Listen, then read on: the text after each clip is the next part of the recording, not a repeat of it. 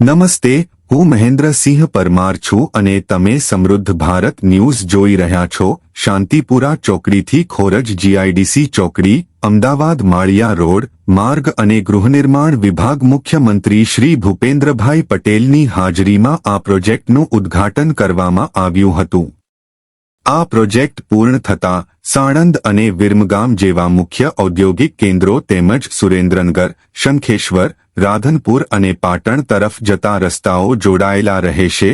2.8 કિમી લાંબા પટના 6 લેનિંગ માટેનો શિલાન્યાસ માનનીય કેન્દ્રીય ગૃહ અને સહકાર મંત્રી શ્રી અમિતભાઈ શાહ દ્વારા કરવામાં આવ્યો હતો.